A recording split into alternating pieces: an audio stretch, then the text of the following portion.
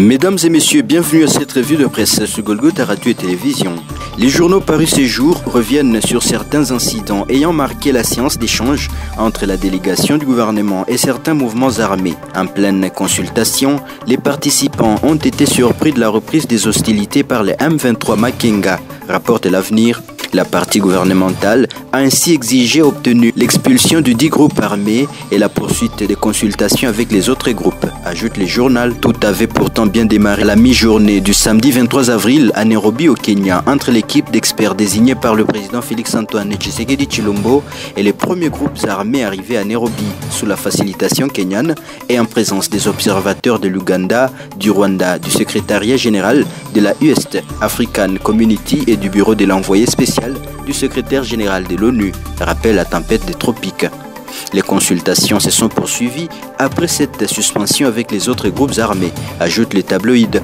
Selon le journal, les émissaires du président Tshisekedi sont restés fermes dans cette position, malgré les recours des belligérants du M23 Makenga, fait remarquer le quotidien. Arroseur arrosé à Nairobi, à son tour Tshisekedi piège Museveni et Kagame, titre Econews. Digne héritier politique de son père, Etienne Tshisekedi Wamulumba, commente les tri-hebdomadaires. Le président Félix Tshisekedi est parvenu à rebondir, déjouant tous les pronostics, là où on le voyait déjà mis à genoux au regard du complot contre la République, concocté à Nairobi sous l'œil du Rwandais Paul Kagame et de l'Ougandais Yoweri Museveni. Contre toute attente, Félix Tshisekedi a refusé un face-à-face avec les délégués des groupes armés.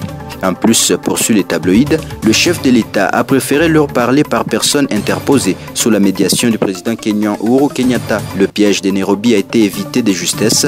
Les arroseurs qui pensaient avoir mis à terre Félix Tshisekedi ont vite déchanté, conclut Econews. Le potentiel rappelle qu'après cet incident, les consultations sur la paix entre les gouvernements de la République et les groupes armés congolais ont repris dimanche 24 avril à Nairobi, capitale du Kenya, sans la présence dans la salle des délégués du M23 Makenga. 6 autres groupes armés arrivés samedi soir à Nairobi ont rejoint ce processus dimanche, ajoute le journal. Il s'agit essentiellement des groupes actifs dans le sud Kivu, dans les territoires d'Uvira, Fizi, Mwenga et les plateaux de Minembwe. La facilitation kenyane a confirmé l'arrivée au courant de la journée de dimanche de plusieurs autres groupes armés opérant dans le nord Kivu et en Ituri, déjà pris en charge du point de vue de la logistique par l'organisation détaille le quotidien.